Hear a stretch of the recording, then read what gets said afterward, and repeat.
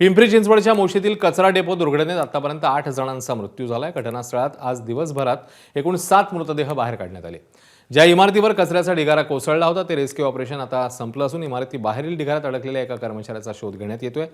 दुर्घटना झाली तेव्हा 23 कामगार इमारतीत होते, त्यापैकी 14 कामगारांना बाहेर काढण्यात आले। दुर्घटनास्थळी नातेवाईकांचा आक्रोश पाहायला मिळतोय।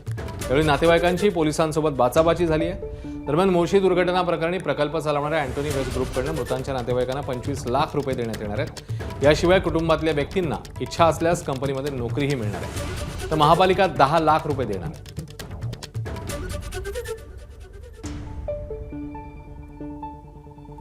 प्रशासकीय इमारतीमध्ये जे सर्व अडकलेले होते त्या सर्वांना काढण्यामध्ये आता यश आलेलं आहे।